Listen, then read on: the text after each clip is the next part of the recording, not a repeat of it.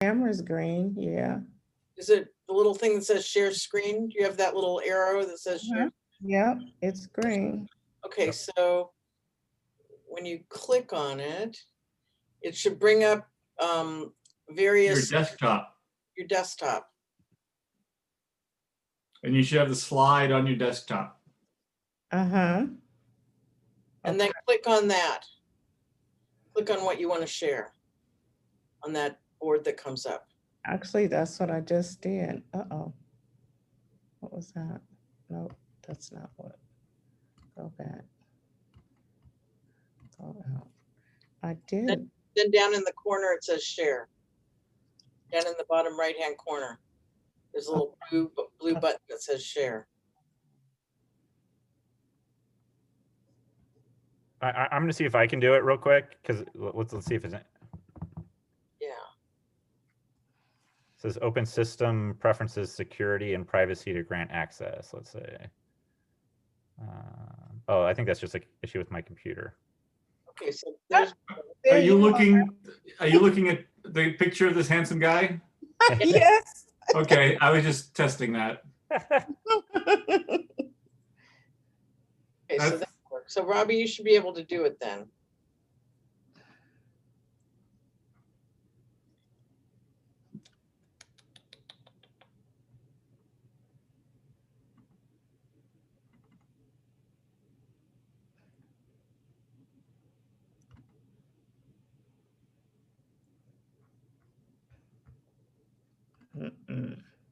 I'm not clicking on something. Something wrong. So click on the green thing at the bottom of your screen, the share screen, and that should bring up. Does that bring up your desktop? It brings up Dropbox, Microsoft OneDrive, Google Drive, but it's not the screen that I'm trying to share. Okay, then find on that big mess of various stuff. With me, there's like 20 different things.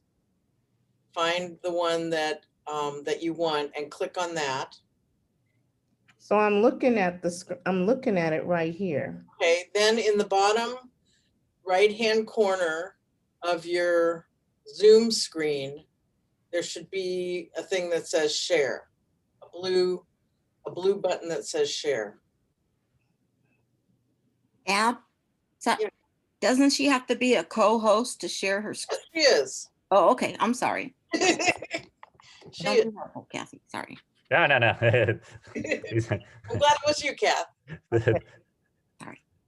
So- Me, myself. This isn't working. I need to send this to. Yeah, why don't you send it? You can send it to me, Robbie. Okay.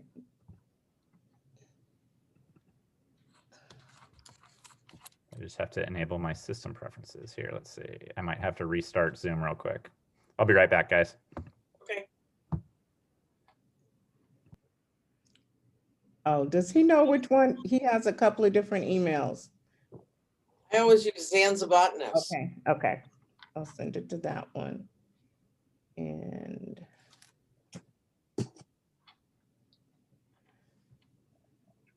So people are starting to come in now. Yep.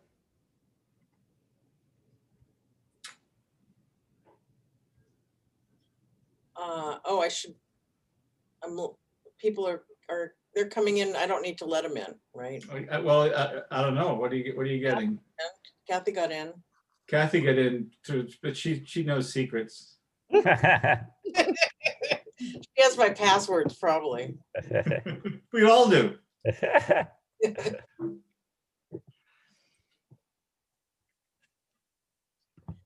So Sura, oh, great, got in, yeah. So as long as somebody mutes their video, we won't see them. Right, just their names.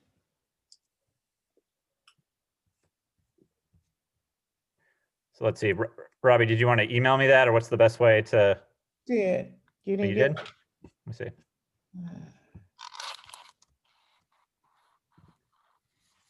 I don't see it yet.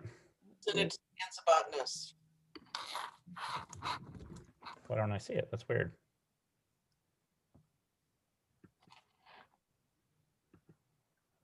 Hmm.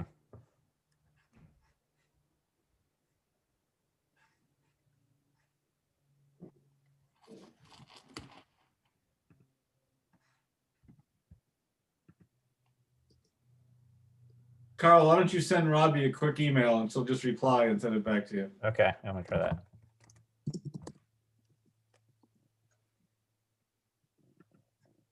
This is crazy.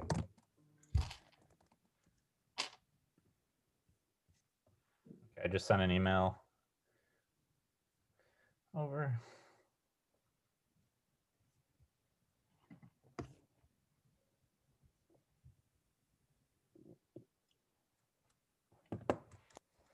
Audrey got in, Randy got in.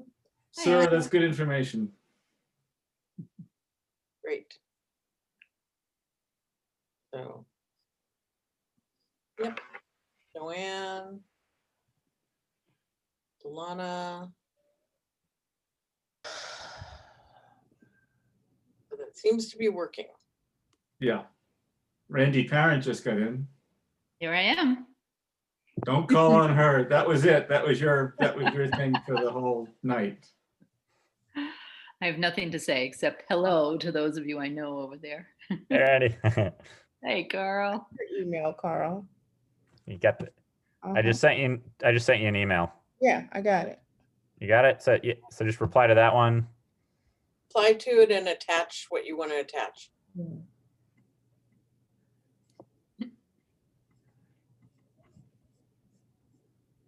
Patty Wong, yay. Our librarian. Randy, it kind of looks like I keep you in the basement, so don't tell anybody here from your. No, actually in the comfort of our living room. Yes. With Wuthering Heights. Ophelia the Upside down.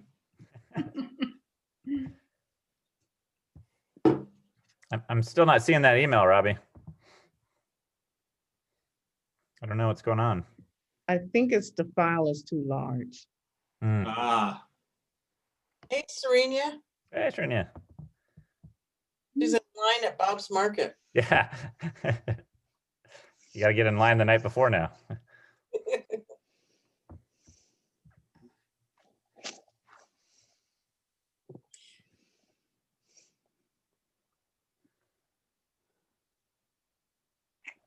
Okay, let me call my IT guy real quick. All right.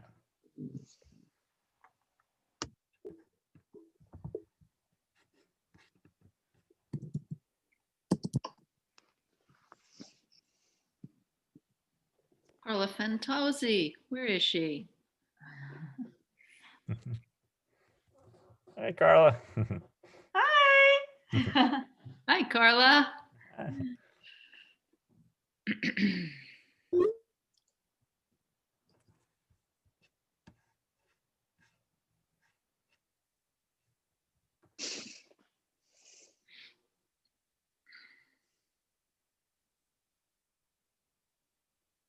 We'll give it a few more minutes for people to show up here. We're working on a little technical thing on the back end, as you can imagine will happen with Zoom meetings. Abby, you had some scientific sounding statistic a couple of weeks ago about how long it takes people to get settled in a Zoom meeting. Like Yeah, I think 8 it's minutes or something. 8 minutes before everybody gets organized and gets where they need to be. No. About right.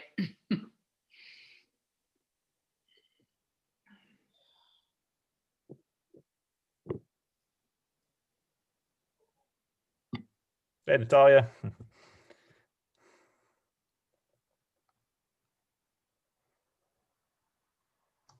I think the mayor just Hey, joined. Kevin. Hey, Matt. Hey,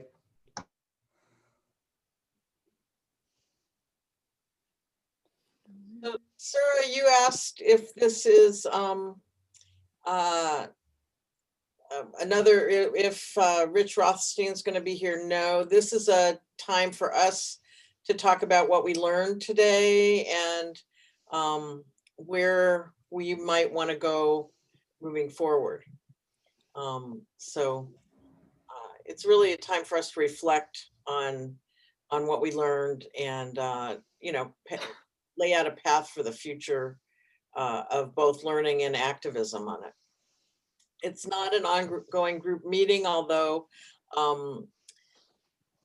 we've had some ideas based on what we heard earlier today and the level of interest in educating ourselves more about Santa Monica's history, and maybe learning some stuff about how to influence policy and make change.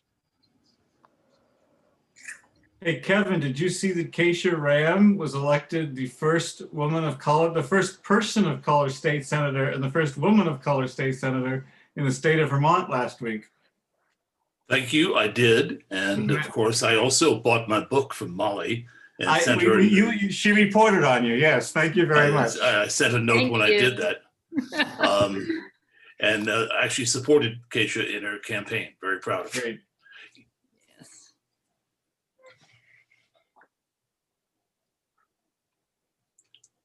Hard to believe that World Forum was, what, 2004 maybe? 16 Yeah. years ago? It was, yes.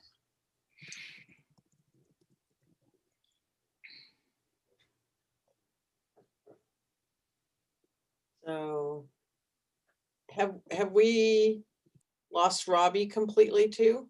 She just sent me a message. It looks like Dana just joined. Her IT person is about to join with us. Great, there's Dana and there's Robbie. Yay. Okay.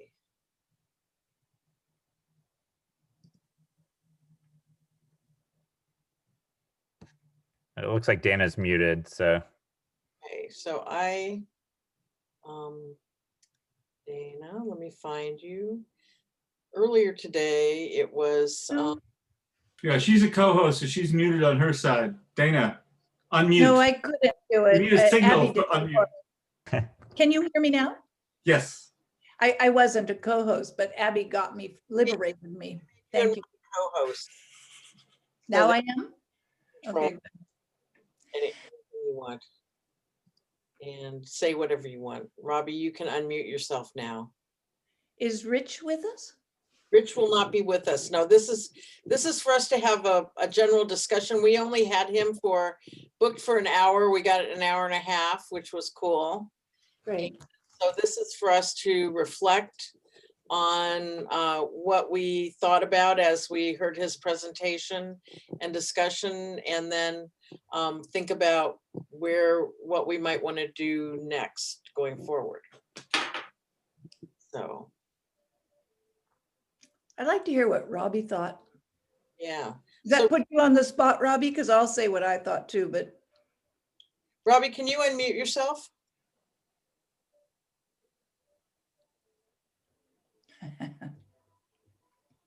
Does like a TikTok video. First, do this. Yeah. Right. He was reluctant to dive into our specifics, which is probably wise. But on the other hand, you know, I would have enjoyed hearing how he transferred some of the things he'd learned in other places to our situation, especially around the politics of transformation. You know, I think that's one of the things that we're all really thinking a lot about. Like, how do communities begin to seek spatial justice through the, you know, overcoming some of the historical wrongs? Right. He said social movements. Hey, Judy. So Robbie, are you ready to turn on your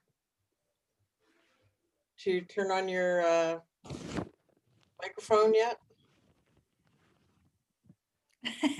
Abby, why don't we say a word first about kind of the structure and how it's going to go? Okay. So we've got an hour or so tonight to talk about what we heard today, what our reactions are, some more specifics about Santa Monica history, and how we might change to be a more welcoming and diverse community. His email is. And so I thought we would start with Robbie and Dana giving short responses to what we heard this afternoon from Rich Rothstein. And then what I'd like to ask people to do is, if you want to say something, maybe put it in the chat, or else, I mean, the best thing would be to put in the chat, I want to comment about such and such, and then I'll unmute you. And that way we can control, because we have 24 people right now. So that way we can control, we won't have people talking over each other. And so that would be the best thing, is just put something in the chat about what you want to say, and I'll call on you. And it could be a question or a comment. You can say, I have a question, I have a comment, and I'll call on you. And if you do not have your camera turned on, we won't see a picture of you. The thing in Zoom where you can put up a picture of yourself wearing a funny hat or looking very professional or whatever, we've disabled that. So you'll only be visible if you have the actual camera going right now. So am I missing anything, Bill or Carl? No, okay. Robbie, would you like to unmute yourself and give some reaction to what your real takeaway was from our afternoon session? Well, it was amazing. I learned a lot. It just validated some things for me. One of the main things that I think it validated was that the government actually had separate housing for their white employees or executives as on Ocean Park, and then in Pico neighborhood is where their Black executives were, and then their employees could either live in wherever they could find housing, or they could live in Watts, where there was more government housing for the wartime employees. So that to me was just a confirmation, and it just kind of clarified some things for me, and validated what I was already taught. So, and I really, really like that he has this 17-minute video that he's going to send to teach the kids the truth, things that he did not find in history books all around. And I'm sure they're not in history books in Santa Monica. And so I would love to be able to share those with our Board of Education and our superintendent, and see if we can't, get something happening. Great, thank you. Dana, do you want to unmute yourself and give a few comments? Well, I thought he did an amazing sort of summary of the book, in that it's just it seemed like an infinite number of facts, all of which piled on to demonstrate that it was our government, our own, like the people who are supposed to be representing us all, who only represented the interests of white residents. And there were so many facts about that he just told one after the other, that they were inarguable. And I thought, as I listened to all of that, it's something that we need to press our government to deal with. The production of this condition, just where the Santa Monica Freeway lies was part of the creation of a segregated city, because the redlined areas in Santa Monica were below the freeway eventually, because the freeway then cut off the wealthy white neighborhoods from what they thought were the so-called subversive elements. I think we need to get back to the government, to our own government, that we govern ourselves, that we don't need these top-down solutions that are dividing us and that have, so inequitably treated our own neighbors. Yes, great. Denise had a question. Unmute her. Okay. Denise, you should be able to unmute yourself now.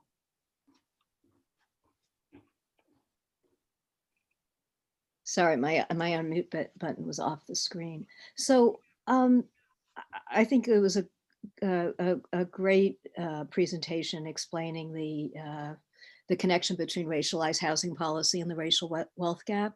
But I'm a little concerned at the kind of implicit taking for granted of the notion that in this country, a home isn't a place to live, and that it's good to have a secure, decent standard of a place to live, a shelter and a community that you can be part of. But that in this country, it's the only way really that you accumulate wealth if you didn't already have it. And it's also become the one way really to fund your retirement. And as the private sector has stopped, offering pensions, and they're still in the public sector, but vulnerable. I'm really concerned that I live in a city that's over 70% renters, and I don't want to have to accept that only home ownership will be the way that we can overcome the inequities of the wealth gap. So, and I know that we've had income tax policy and all kinds of property tax policy and things like subsidizing highway building and mortgage home deductions that all reinforce this kind of privileging of single family zoning and suburban zoning as the desired outcome. And just not just the form of the home, but the ownership model. I wonder what we can think about to make more equity for renters, including giving them security, including not shutting them out of having any ability to pass on wealth. And maybe our whole tax structure and wage inequality would be the way to get at it. Interesting point. Let me call on Kevin next. Kev, yeah, you're good. There I go, good. Well, Dana mentioned that Richard pointed out again and again how physical segregation in space and transportation segregation and how people get around was mandated by the government. And the important part of that to me, as somebody who currently serves in government, is that what government did, government can undo, and actually has the responsibility to undo now that that has been so much put in our face by Richard's book. This afternoon, my wife, Janice, shared with me a map of Los Angeles, which I then edited and passed on to Abby. It shows the redlining districts here in Santa Monica as of 1939.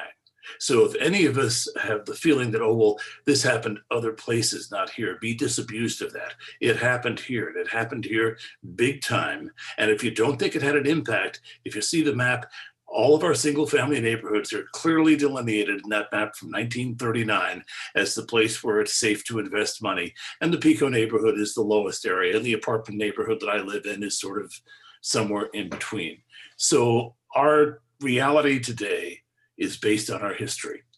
And this is not the only place it's happened, certainly. And the book talks about how the 10 freeway took out a neighborhood in LA called Sugar Hill. It also took out parts of the Pico neighborhood. The book talks about it as far long ago as 1975, putting rail into a section of Baltimore was being called the crime train. Anybody hear that here locally lately? So these are not new things. What is new is I think we have a moment where the public is awakened enough that the political will may be here to actually do something about it. Now, I had a proposal that's already in the works to allow the families who were thrown out of Santa Monica by the construction of the freeway and the Civic Center to get priority in housing and come back. That's a little tiny thing, but it's the beginning. The question is, how can we build on that? I mean, it's shameful that Santa Monica's population is only 4% Black. It should be much higher. It used to be. How can we make the kinds of changes as a community that are going to bring us back to true integration, to true equality, to true equity?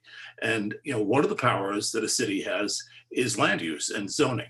Then there are the economic things, but they involve bringing in other people, banks and others.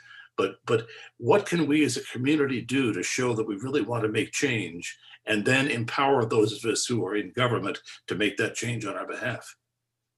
Right, thanks, yes. Natalia, did you want to speak?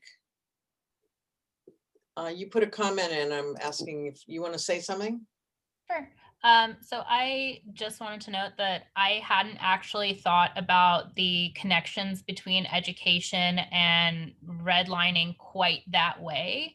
And I really appreciated hearing his perspective on how he made the connection from education to the impact of where you live impacts how you grow up and what opportunities are actually available to you as you grow up.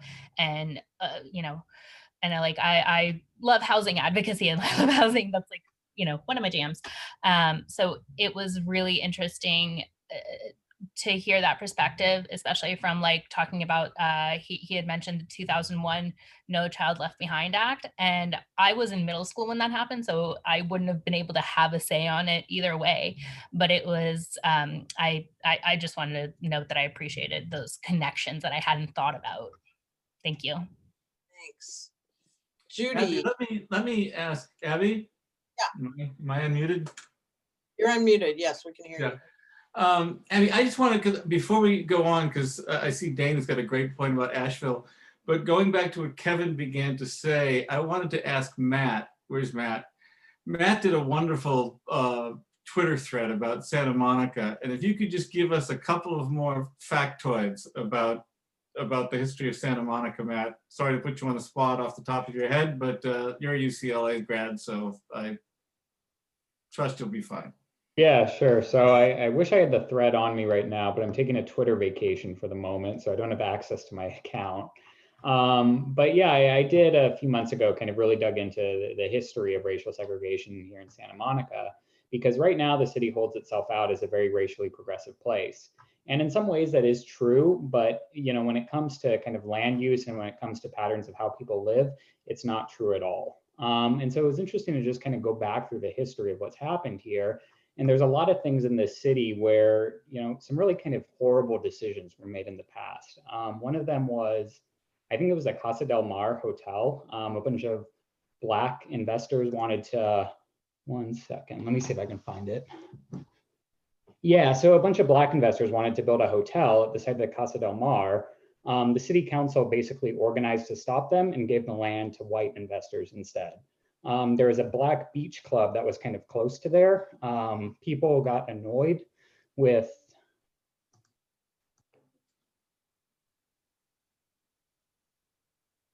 Matt, did Matt disappear? I think Matt disappeared. I think he did. Okay, so let's go on to Judy, and then when Matt comes back, we'll come back to him. Okay. Wait, there he is. Yeah, sorry. So yeah, there's the Casa del Mar Hotel, which I mentioned, which a group of Black investors, this was in the 1920s, they wanted to build a hotel. City said no, gave the land to white investors instead. There was a dance club nearby. This kind of became a very popular spot for Black people to party in the 1920s. A bunch of white neighbors got annoyed with the Black people dancing and made dancing illegal in all of Santa Monica, effectively shutting the hotel down. And there were plenty of other examples kind of across the city like this, where it wasn't just land use where the city of Santa Monica was making life as miserable as possible for Black people. It was basically anything at all that the city government could do to make life miserable for Black people. That's what they were doing in the 1920s, 1930s, and 1940s. And again, you think of that as something that happened in the South. You know, you think, okay, Alabama, that would happen, Georgia, that would happen. You don't think about it in California, but it was just as bad here in California, just as bad here in Santa Monica as it was in many other places in the country. Yeah, Matt, we'll share your Twitter thread after this, because yeah, there was a lot of really frightening examples in there, and we were talking about it before everyone got on, and we were thinking, and maybe Kevin knows this, but I think the no dancing rule is still around to this day. Like there's still no dancing rules on the books. Okay, Judy, you were next, and then Dana. Well, this is just a interesting fact about when I bought my house. Many of you have been in my house. We bought the house, and there were 3 of us. We each put in an amount of money, and then we had to borrow. We had to have a mortgage. And so we went to, called some banks, and we were told that Ocean Park was redlined and that they didn't loan in Ocean Park. So it turned out only First Fed would loan in Ocean Park. I didn't know what redlining was at that time. I knew that Ocean Park was relatively integrated in that there were Black people, brown people, seniors, low income, high income people all in the neighborhood. And I knew that part, but I didn't understand why it was that only one bank would loan to us so that we could live here. And now I have a much better understanding. Okay, so that's one thing. The other thing is that I was part of the Ocean Park Community Center back in the 70s. I was on that board. And there were some people who had been on the board for a long time or a long time earlier who told me that it used to be, and so this was pre-70s, I don't know exactly how far back, that there were gangs within Ocean Park, both Black gangs and brown gangs, and they were in opposition to each other, and they used to fight at the Ocean Park Community Center. So I don't really know the details of that, but I hope somebody who is looking at the history would really look at what was going on. And I think we're talking about the 50s, 60s, not the early time when the Casa del Mar and that kind of blatant stuff was going on. And I'm not sure about the burning of Belmar, whether that was somehow at the same time that the community center was actually doing the work that they were doing. That was more like in the 50s, 60s.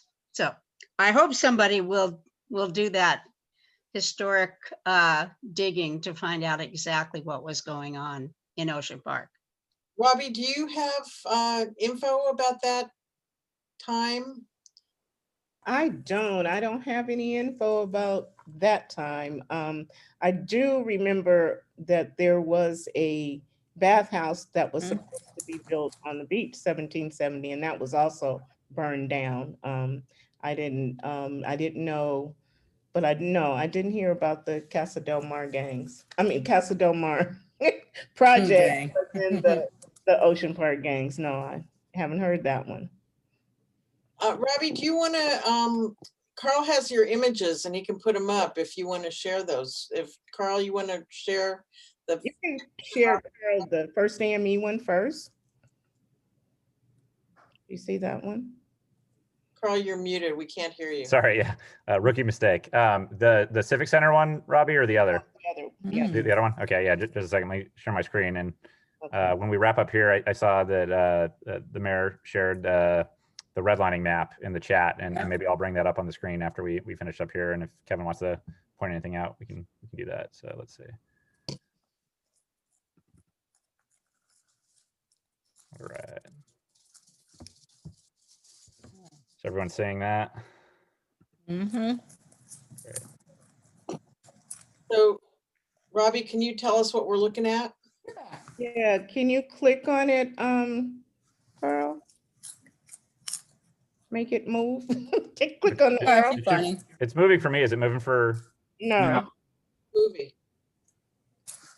Weird. Okay. Let me see what's going on here. Just a second. I was so impressed for a second. Mm-hmm. Now? We go.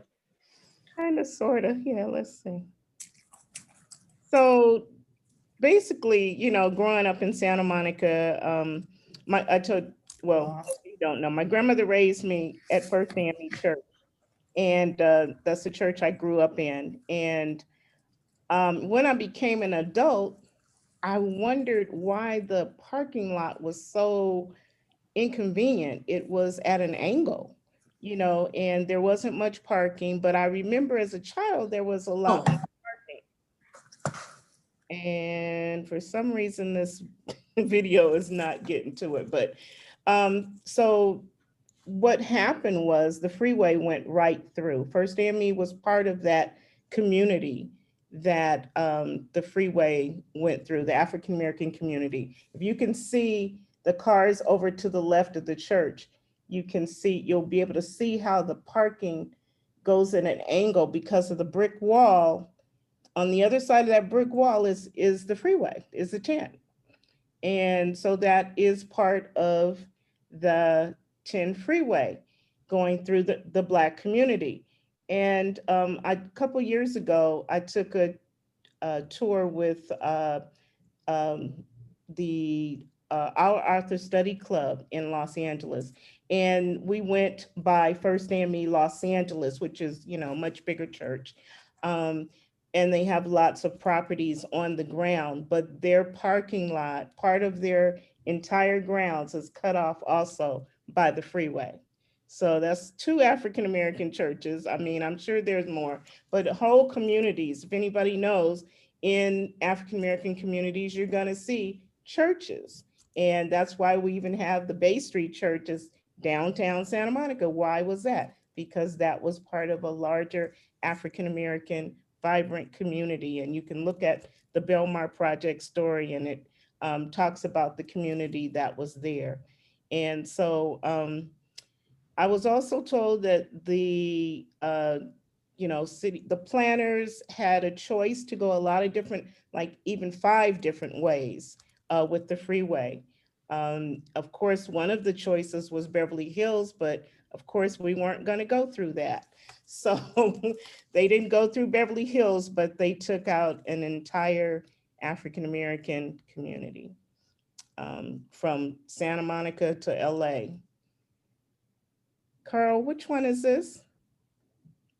Is this, this is the same one? This is the same one. Okay. Okay, yeah, you want me to go to the Civic Center?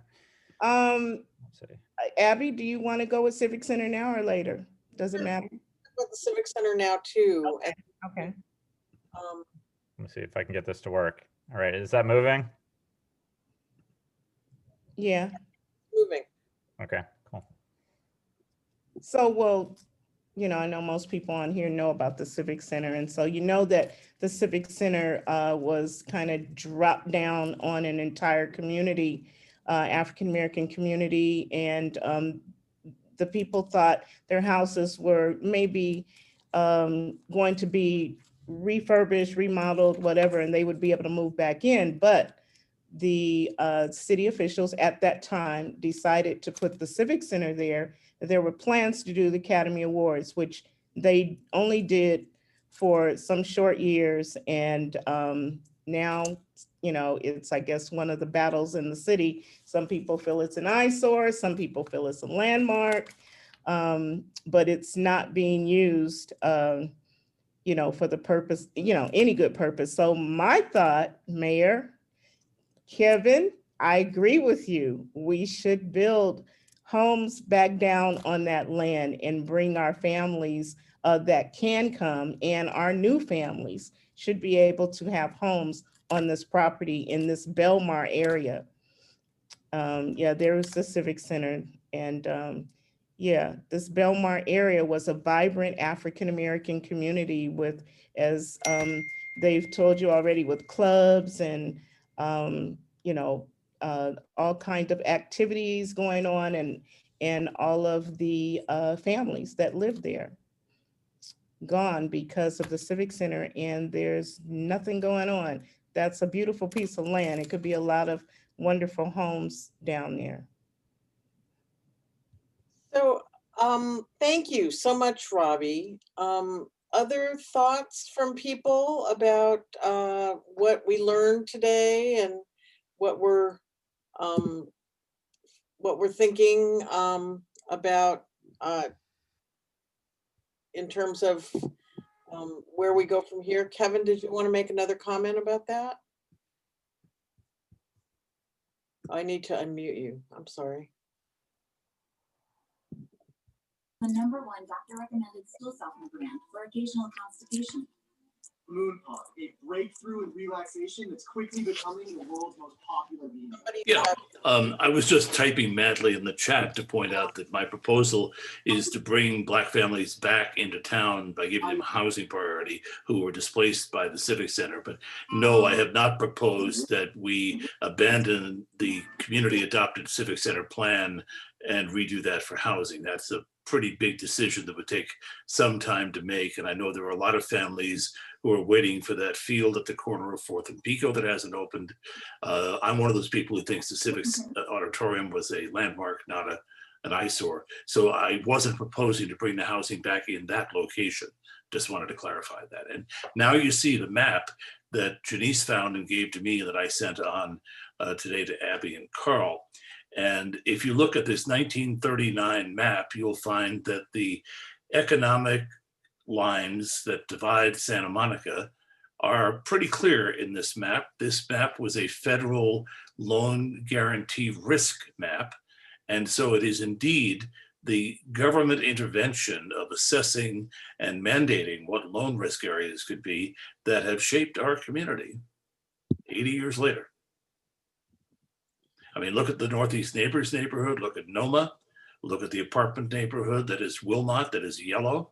Look at Mid-City and Pico, that they are redlined, and so is Judy's part of Ocean Park. In fact, I think all of Ocean Park. So there it is. There is the layout of our city because of what the federal government told banks was wise to do. And there was a covenant north of Montana. Sorry? There was a covenant north of Montana, right? Oh, that's another whole layer that I didn't even get into yet, is the covenants. Now, the covenants are all, they don't matter anymore in the real world. They've all been declared illegal, unconstitutional, but they are still on many of the documents. You can get them removed, but it's very hard to do, and it doesn't really make the change. The change is going to have to be up to us who live here now in deciding, looking at our city, saying, all right, here is what these decisions made 80 years ago resulted in. What do we have to do now to change Santa Monica to be more fair, more equitable, more integrated, more the community we aspire to be? Fun. Yeah, I mean, that was one of the things I was going to comment on, which is when my parents moved into their home in Santa Monica, north of Montana, there is a covenant on it. They were the first openly Jewish family on the block, and the covenant, didn't just exclude Jews; it excluded African Americans, people of Asian descent, and I would, at that time in the early 1970s, I would say that it still did matter. There were neighbors who were not happy to have a Jewish family living there. And it's something that I think has really changed, but it's changed because we've grown as a community, because we've all grown as a community, and I think we have to keep doing that both within and beyond government. But the reason I raised my hand was also to say we do have this housing element coming up that will be coming to the city, and I recognize that there will be a lot of there will be a wide range of opinions that will be coming to the Planning Commission and ultimately going to the City Council. But the housing element is our opportunity to make some comments about where we think there should be housing. And, I'll just say this, I was struck, for example, to learn from Richard Rothstein that the housing for African-American workers at the McDonnell Douglas plant was in Watts. And where the factory wasn't actually on the site of the airport. I mean, there were some buildings on the airport, but what is now the Santa Monica Business Park was actually the factory. So I think there are questions that have to, Robbie asked about the Civic Center, there's the Santa Monica Business Park. I think there are questions to be asked and things to be said that I hope people will ask and say as we enter into this housing element conversation, because it is a once in a decade chance for this community maybe to get it a little more right than it has in the past. And we should not lose sight of our ideals as we do that. It will not be easy, but there is value to us fighting for the right things together. Thank you. Thank you. Anyone else have a comment? Judy, you can unmute now. Thank you.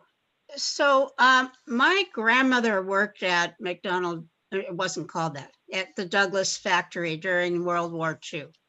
And I didn't know that for a long, long time, but now I've found pictures of her with her colleagues, and they built airplanes in the factory. And I did know it was the business park, and that area was built as a business park. And I don't understand why there is no housing there at all. And there are huge parking lots. So there's lots of space where housing could be. And I don't even know what would be in the way of trying to, maybe it's rezoning, as maybe it's talking to the owners. I don't really know, but the use of office is about to change drastically in our society and in our city because of the change in retail and the change in how office space is going to be used from now on, partly because of the pandemic, but also because things just are moving on. So why couldn't we look at what kind of policy changes there would need to be to have some housing or lots of housing in the business park? Thank you. Yeah. Anyone else have thoughts, comments on this? Rain, thank you for putting up the link to the interactive redlining maps. That's great to have. I think Matt said he had another thing to add in the chat, assuming I'm not looking at old jets. So Matt changed his mind unless he wants to be said. And go ahead, Matt. Let me unmute. I think you're unmuted. Yeah, it was just one other thing that I wanted to share. As I was kind of researching what civic life was like here in Santa Monica in the 20s and 30s and 40s. One thing that really kind of stood out was, this language that we often hear about protecting neighborhood character or property values or crime. It really kind of started in that era, and it wasn't really about neighborhood character or crime or property values. It was about keeping neighborhoods white. And they couldn't necessarily say keep it white, so they came up with other words instead. But it was really striking to me that we still see that language today, and that language came from an era when what people were arguing for was just to keep neighborhoods white. Great. Yeah. I want to echo one of Rich's points, which is that our homes, for people who are homeowners, it becomes a source of intergenerational wealth that can then be leveraged into the next generation's home, into having a retirement, if you live in your house long enough and pay off the mortgage, that in retirement, you don't have to pay for housing. You can use your home. Many people, I'm thinking of a restaurant owner I know who uses his home as collateral when he needs to take out a loan to improve his business. So it really allows people to have a source of wealth and have the protection of, the autonomy over their own home. And so I think it's important as we enter into discussion about housing to recognize the need to make home ownership opportunities available to people. And they condos, for example, Dana's not on anymore, but one of the projects that she worked on was in neighborhoods in the San Fernando Valley where houses are on big lots because people used to have animals and farms behind. And so the house is in the front and there's room in the back for a duplex or a triplex. And she worked on setting it up so people could build condos back there, that then their kids could own their own condo, or that you could sell off those as condos and people could get home ownership opportunities leveraged off of them. And I hope that as we develop housing policy, that we'll be thinking about various opportunities. Also the opportunity for rental housing that is for middle income people and not just for very low and low income people. Housing opportunities that are not necessarily income qualified. One of the things, another thing that Rich said today that just shocked me, and because I work on a lot of these things, is that some of the tax credit program requires that places that are built using tax credits be in low income neighborhoods. You can't do a tax credit project in a high income neighborhood. So those are like federal policies that need to be changed too. Looks like Kathy wanted to speak. Oh, Let me find you. They did not put everybody in alphabetical order this time for some reason. I think I got it. Let me see. Ask to unmute. Is that working? Thank you. So my question is, we're supposed to build 9,000 new housing units in so many years. And why aren't we looking at all available space, including the Civic Center? I don't see it as a landmark. I was there once in the 70s for a concert. Okay, my question is, I know the airport land's going to be turned into housing parkland. So I'm not interested in owning a home. I'm 67. I don't want the responsibility. I like living in an apartment. My building was built in the 70s and it's probably going to fall down around me one of these days. But affordable multifamily housing like apartments or maybe duplexes or something like that. Why aren't we looking at what Abby just said? I'm echoing what Abby, not so much an ADU, but multiple family housing. Where I'm from, Syracuse, New York, on 3 plots of land, there were 4 families. It was all my family. We all lived together. And that's how, people did things in the 50s and the 60s. Why can't we go back to that? I walk the neighborhoods and I see the houses, and I'm in Sunset Park. I'm on Ocean Park Boulevard, and I walk on Oak, and I see houses that were built in the 50s by probably the Douglas aircraft for the workers, I think, correct me if I'm wrong. So there's this little 2-bedroom, 1-bathroom house right up on the street, and then you look in the back and there's like practically a damn acre of just vacant land. Now, a lot of these places are being bought and knocked down. I know of one at Oak and 14th, and it's going to be, a $5 million mansion.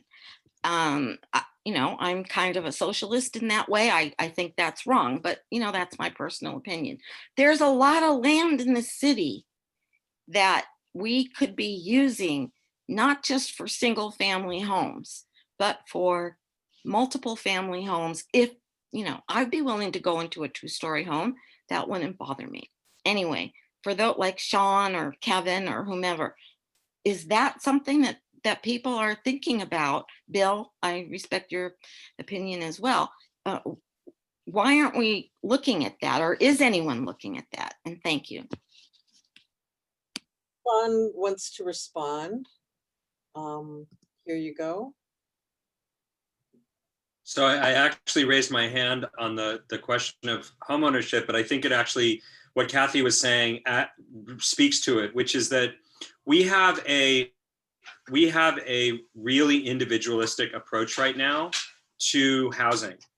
And if we listen to people talk about housing, frequently what they're saying is, well, if they can make enough money to live in Santa Monica, they'll move into Santa Monica. And if they can't afford it, well, then that's their problem. That's not just that's not just a comment about wealth. It's also a comment about individualism and the idea about how people create wealth. And I think one of the things that we've lost sight of is that intergenerational, to Abby's point, intergenerational wealth building is critically important. And we've done that for super billionaire dynasties, but we haven't done that for working class families, middle class families, folks who are and we've lost that sense. Carter Rubin did a terrific piece a couple of years ago about the missing middle in housing, duplexes, triplexes.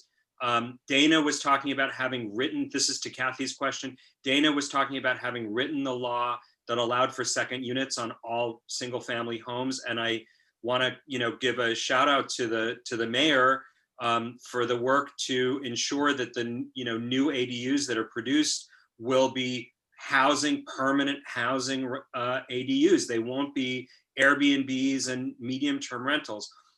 But we can't move this forward without hearing from a lot more voices about this.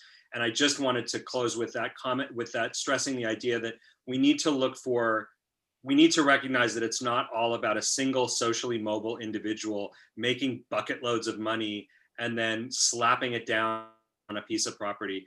This takes time, and we have to invest in the tax policy and the finance policy to enable that to happen for everybody, especially those who've been left out or kept out, more importantly. Thank you. Yes. Thanks.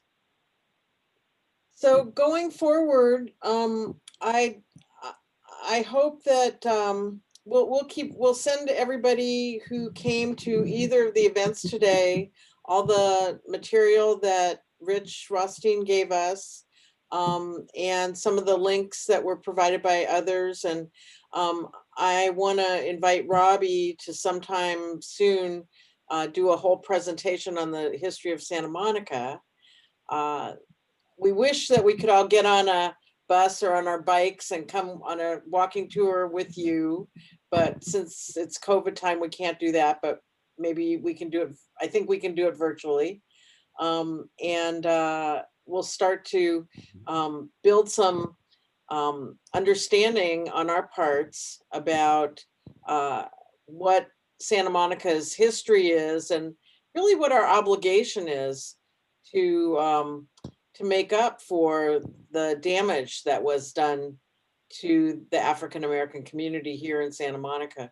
I had the privilege of going on a civil rights pilgrimage in Alabama last year. And you go to Alabama and you just assume, oh, well, there's a lot to make up for here, and the legacy of racial injustice. And you think, oh, well, dogs turned on children and churches burned and stuff like that. But, houses were burned and businesses were burned here in Santa Monica. We are not exempt from the responsibility of the legacy of slavery in this country. And we're starting to learn about that. And I'm looking forward to walking that path with all of you, and interacting in ways that we can. So Yeah, unless, thank you everybody for coming out. Thought it was a really great discussion, and we're hoping to do some more programmed events like this at Forward. And again, thank you to Bill for organizing, and Robbie and Dana, and Richard, who's not on now, and Abby for running the meeting. So and thank the mayor for coming out, and Commissioner Landers and others who joined us today. So a big thank you to everybody. Have a great night. we'll see you soon. Good night. Thank you.